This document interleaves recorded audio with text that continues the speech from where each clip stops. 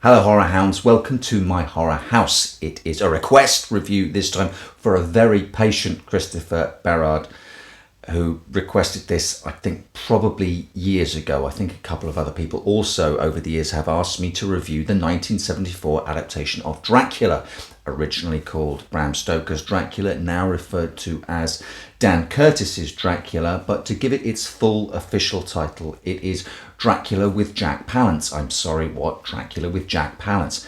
Jack Palance? Yeah, Jack Palance, as in Jack Palance. Yeah, Jack Palance is in a Dracula movie.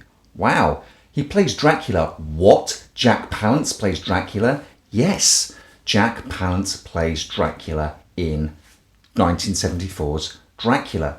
Wow, holy shit, right?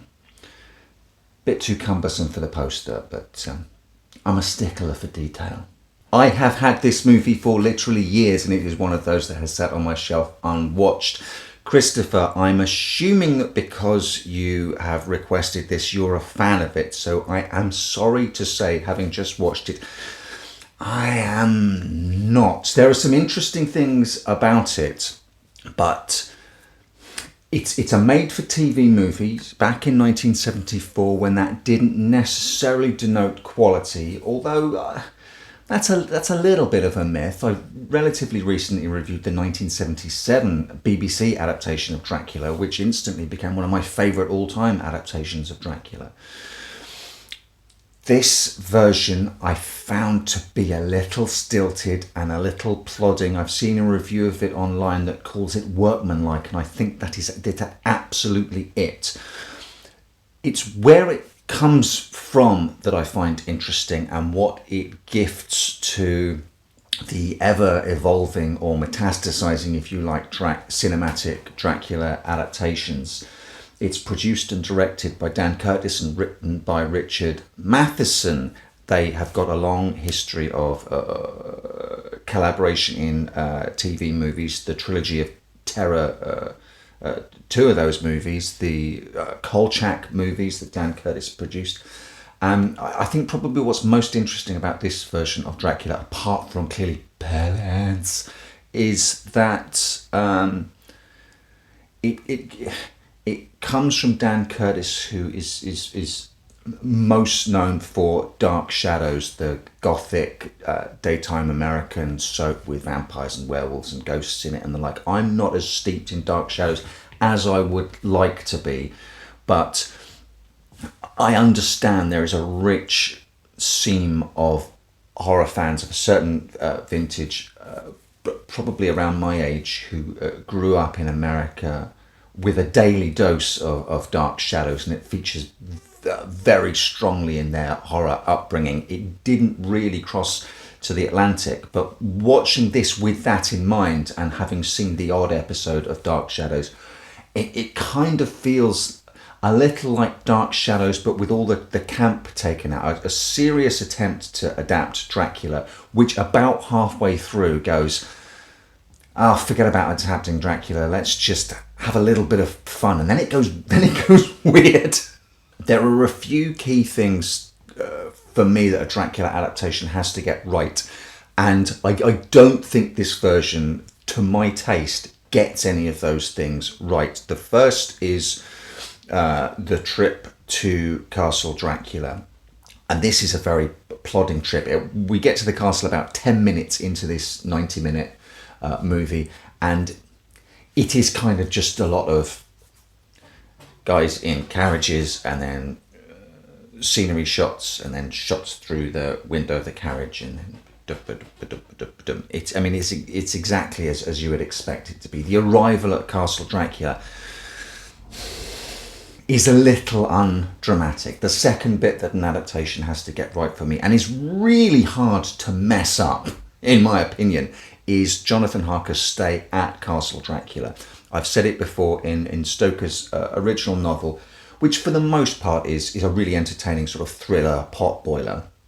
Jonathan Harker's stay at Castle Dracula is probably the most sustained piece of horror fiction that there has ever been, just at such a high bar. It's that segment of the novel is, I was going to say you can just put it on screen and it's golden, but this adaptation kind of proves that you have to bring a little bit of something to bear. You can't just plonk it there and shoot it, because again, whilst it's all there sort of perfunctorily. After having seen so many different adaptations of Dracula, this adaptation weirdly feels in places like a bit of a soulless tick box, right? We have to have this. Dracula has to say this at this point. Then there has to be the thing with the letters. Then there has to be the thing with the brides. Dracula's brides are the next thing. I mean, there are so many different ways of playing them, and the scene in the novel is so taboo-bustingly erotic. I mean, it is a ménage à four. In the book, Jonathan Harker is being unfaithful to his wife, but it's also kind of like a sex attack, a rape, if you will. And there are different ways that you can approach that cinematically and give Jonathan different levels of consent, if you like. This is just a straight-out attack, and the brides are all... and it's very vampire Amdram, and an awful lot of this, it feels... Amdram-y to me. Let's get to Palance while we're there, because really this is the USP of the movie. The reason I bought it and the reason you would watch it generally is to see what on earth Jack Palance does with Dracula, and he's strangely almost nothing. He's very understated for Jack Palance, and I was waiting for him to be understated so he could explode later on, because one of the things Palance is great at is seething anger or seething passion just below the surface. And he kind of does it here. He kind of does give me what I was expecting, but maybe not in the way I was expecting it. There's very much a sort of romantic angle to this, one of longing over the centuries, and the anger doesn't come out until his plans and ambitions get frustrated.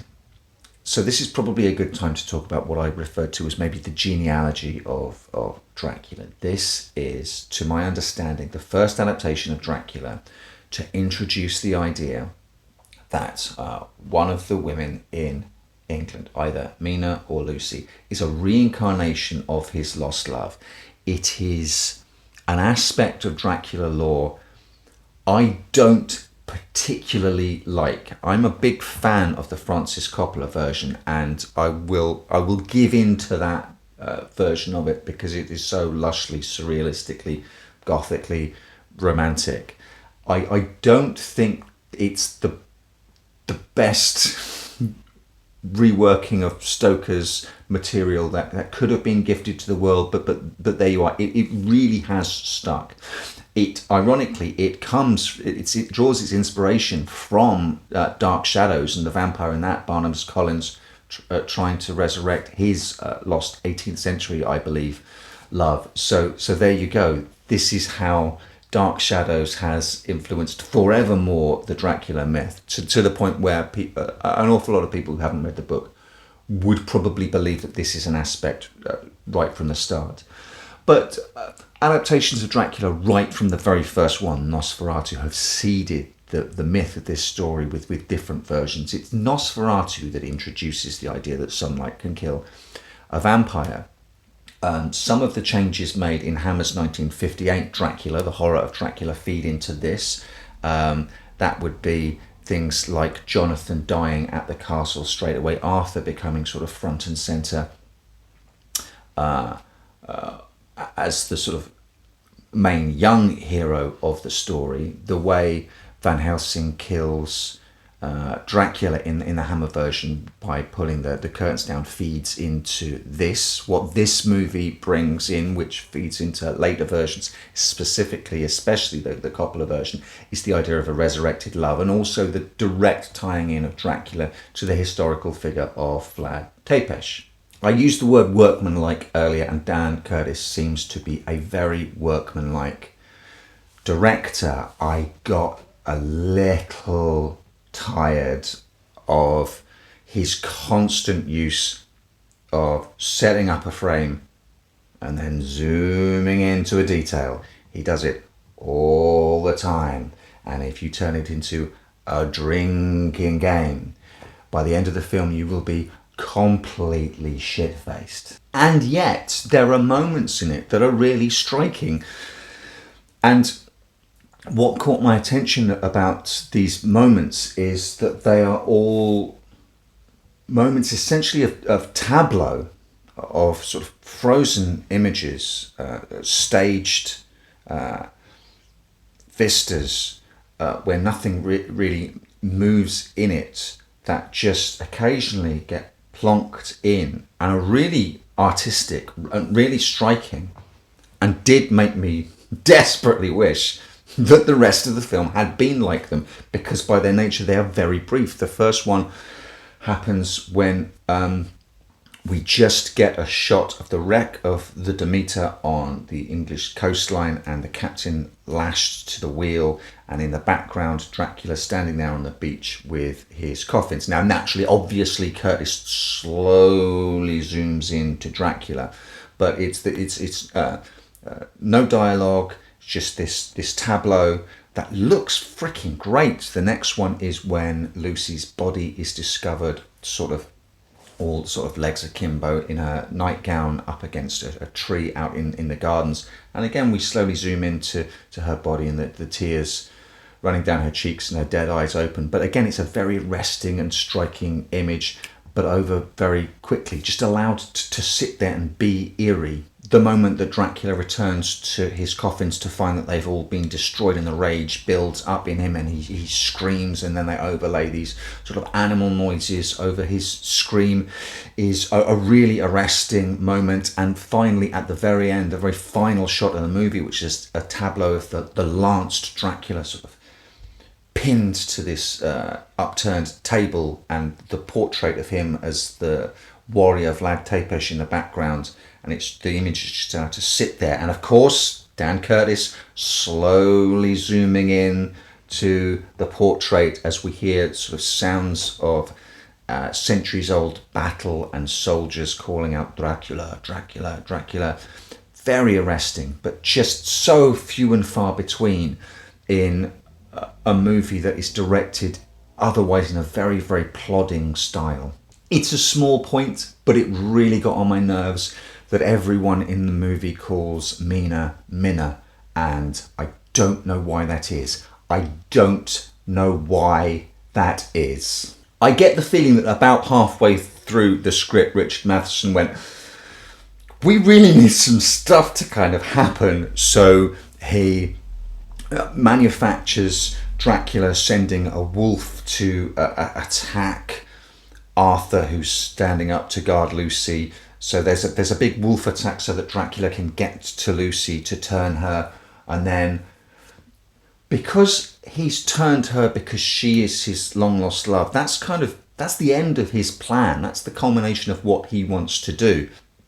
So the whole rest of the film is almost nothing to do with Stoker's novel, and turns into once Dracula discovers that Lucy has been killed, he's on a sort of revenge rampage, which leads to a really weird scene where Dracula goes to a hotel where they're staying at, and then about a dozen guys line up to beat him up, and Dracula beats them up and then leaves. I mean, it's so weird. And then he turns up and says, essentially, he makes Mina drink his blood as a bit of an FU to the guys. I mean, you took my eternal love, so as he sees it, I mean, dude, her fiance is standing right there, so I'm going to take this woman. That's a bit of a weird scene where Mina, or Minna in this film, drinks Dracula's blood, because you do have Van Helsing and Arthur just standing there watching, kind of doing, well, not even kind of doing nothing, doing absolutely nothing. It's the plodding nature of it. It seems to be like, well, this bit has to happen, so you guys just stand around and let it happen, because with this bit, it kind of has to happen, so it's happening. So it is, to my mind, a bit of a curiosity. I'm glad I've got it. I'm glad I watched it. I'm sorry that I didn't like it as much as perhaps you do, Christopher, who requested it. But that's kind of how the cookie crumbles. I guess if you're going to cast Palance as Dracula,